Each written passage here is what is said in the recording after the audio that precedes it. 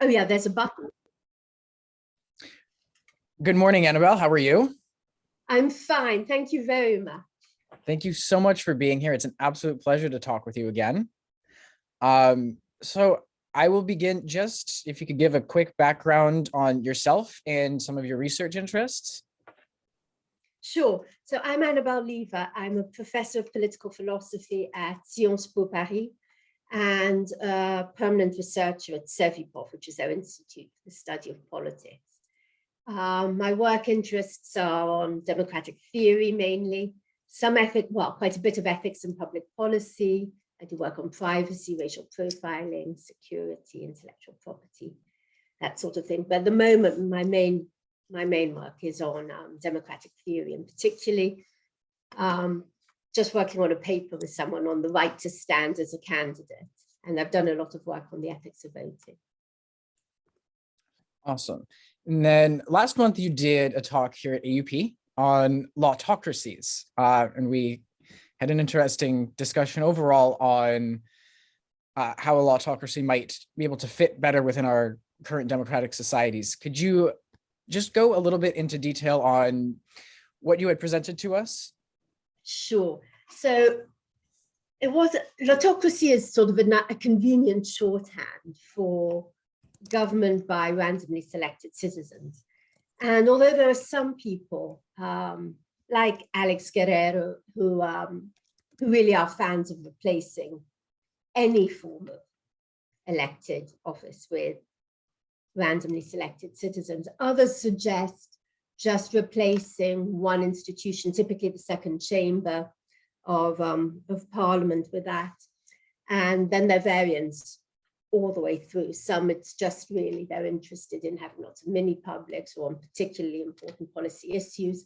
And then sometimes they want to make sure that the decisions of those are treated as definitive and then go to the parliament to be passed into law, various things like that. So there are a range of different ideas, but their common theme is that we should use randomly selected citizens to supplement and in some cases replace parts of governing. Okay, that's a really interesting kind of philosophy. Would there be any benefit to, what are the benefits of having a lawtocracy or a randomly selected group of representatives? Well, the main ones associated with lotteries are, above all, impartiality. I mean, that's why we have lotteries for jury selection in England and America. So one of the nice things is it's meant to foster impartiality.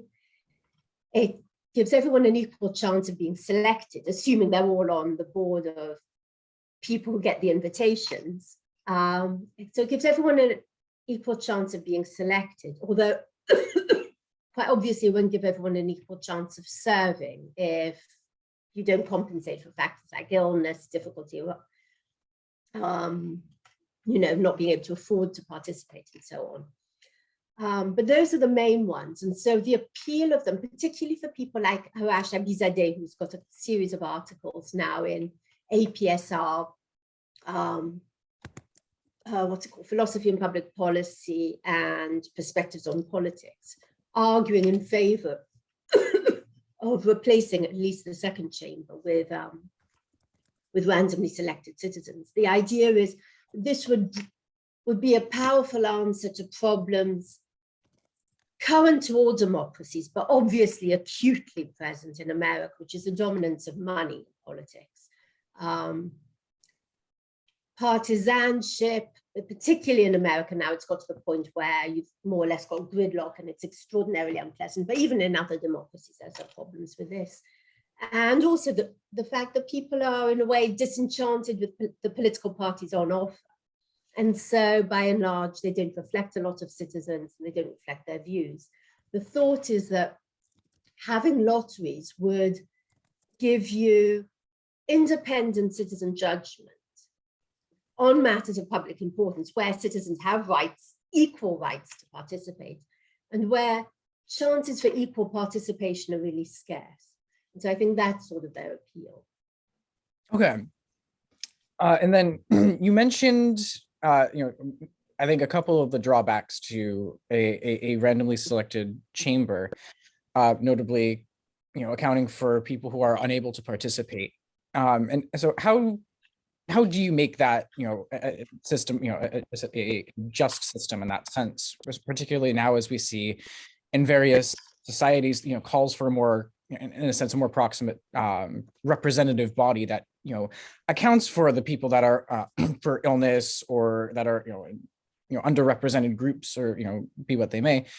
How do you account for those people in a randomly selected chamber? So the main thing I think you do in random selection is what you would do in survey research and what a lot of consumer surveys try to do, which is you oversample groups who are not likely to be able to participate. So if you're worried about, elderly people not being able to participate, instead of sending out invitations to us in proportion to our number in the population, you'll have extras for old people on the grounds that a lot of them are not going to be able to participate. So you call out more of them. Of course, that means not everyone has an equal opportunity to be contacted. You're going to give some people very, very much larger than equal opportunities because you know that most of them won't be able to participate, even so. So there are all sorts of things. Oversampling is the main way that you do it, just in order to try and get something like the right percentages. Then, of course, you pay people to participate. You pay their transport costs, you give them support. I mean, certainly what they did in England originally with the Citizens' Council for NICE. So NICE is this body that was charged with National Institute for Health and Clinical Excellence, and then it changed its name, it expanded. It had a Citizens' Council that was meant to give citizen insight into ethical dimensions of questions on rationing. So, for example, they had questions: should we pay more per drug, per life year improvement for illnesses that have very few people in them? Because, of course, if you've got lots of people receiving a drug, the price goes down. But if it's an illness that there's only a tiny people, it's very expensive. So they asked citizen involvement on that. They did questions about citizen involvement. Should we have more money spent on early life years? Because the problem, of course, is most of our health budget goes on end-of-life care. It's insanely expensive. And so they had this standing group of citizens chosen by a combination of call-outs for volunteers, then random selection, then various forms of stratification to try to get a broad group.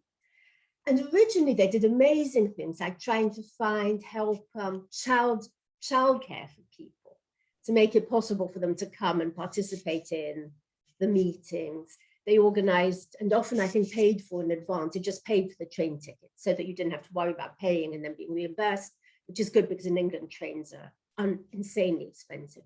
So you can do all sorts of things that really make a huge difference. And then there's this brilliant Belgian guy, I think his surname is Jacquet, I've forgotten his first name.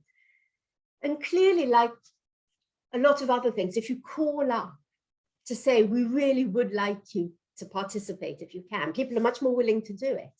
And I think something like that's been found to work very, very well for election turnout. If you call up people to say, we really appreciate it, they'll come, or they're more likely to come. So it seems that there are all sorts of things you can do. You're never going to get a perfect sample.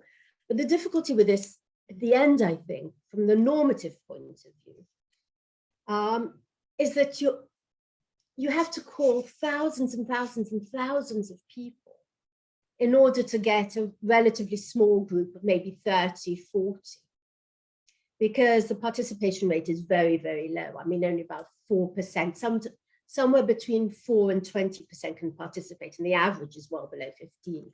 So it's incredibly complicated. A lot of it depends on the organization and its success. And so the idea that this is somehow especially egalitarian or especially representative seems to me unpersuasive. What it is good at doing is giving chances for participating in matters of really important questions, public policy on healthcare, public policy on the climate, whatever, giving chances to ordinary people who might otherwise not have it, including the chance to hear experts talk about, the different sides of an issue. So for me, the justification of these things is purely that it's a chance for people to be educated, to participate together, to deliberate together that they otherwise mightn't have. But I don't see how this really works as a normative substitute for electoral chambers or for our rights to participate as citizens, as democratic citizens, in making the laws that bind us. Because of course, most people won't be able to participate in these events. They're tiny little bodies, even when there are 300.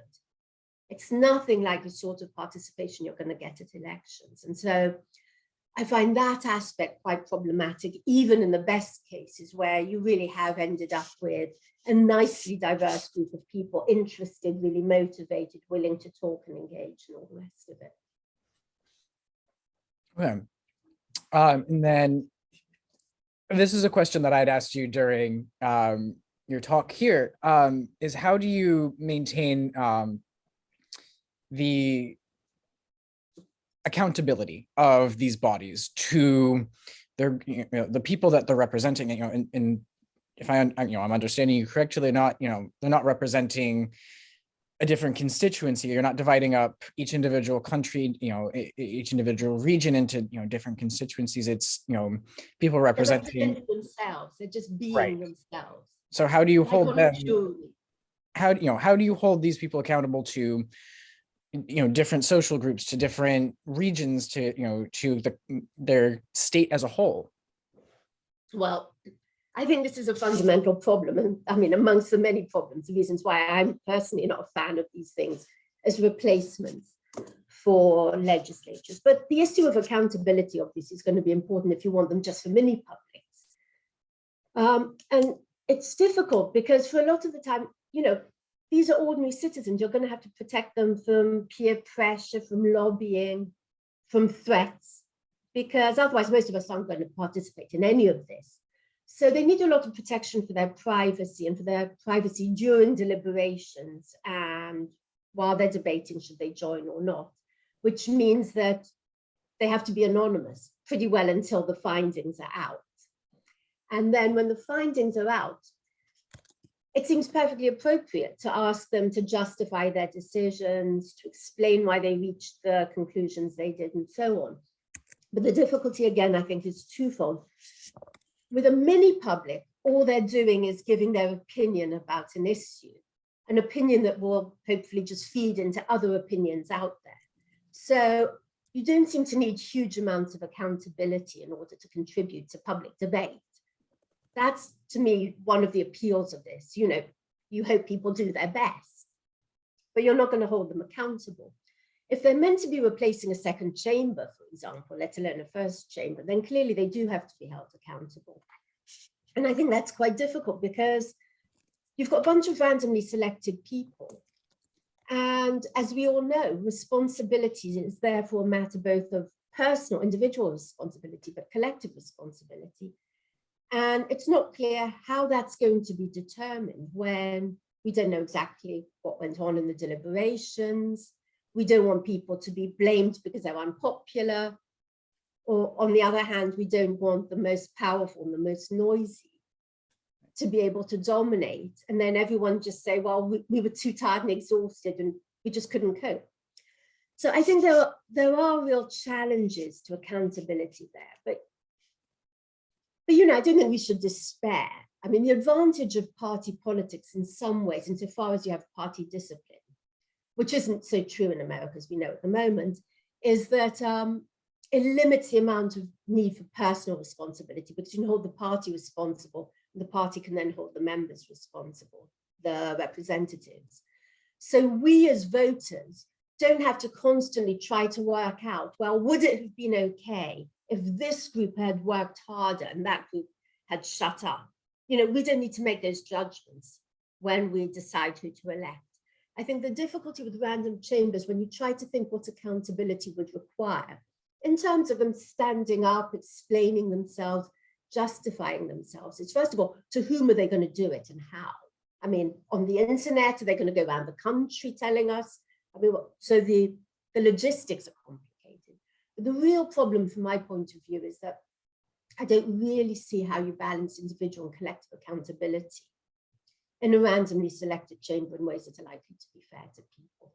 And that's worrying because, of course, if we blame them for making really, really bad decisions, that's awful. Of course, there is something of that question already when it comes to citizen juries in criminal cases. But there, the decision has always been they remain anonymous. And there is no demand for accountability. We don't ask juries to justify their decision, either as individuals or collectively. In fact, for the most part, they're not meant to talk about the decision. It's very rare that they do. And the assumption is if there's a problem with the decision, a procedural problem or some reason to think people weren't paying attention or that they were biased, you have a retrial and you redo the decision. So in the jury case, we protect the privacy of jurors and of their deliberations at the price of insisting that if we have reasons to think there's something wrong, we redo the decision. But that seems quite inappropriate when it comes to legislatures, and that seems overkill when it comes to mini publics. So I think a little bit more thought is going to be needed about quite what accountability would mean in these different settings. Is it reasonable to ask for accountability for mini publics? Probably not. Any more than you would insist that at a public meeting, everyone's responsible for the fact that you then go and march down to Trafalgar Square and protest, you know. So that I think would be different. In the case of legislative chambers, clearly you need something. And there I think it's going to be very difficult. Okay. Annabelle Lever, thank you so much for being here and having this conversation with us. This was amazing. Once again. Oh, thank you. I'm sorry if I talked too long. I wasn't quite sure how long. No, absolutely not. This was absolutely wonderful. And it gave us, I think, a really nice snapshot of what your research is and where your focus is with this. Thank you. Take care. Bye-bye.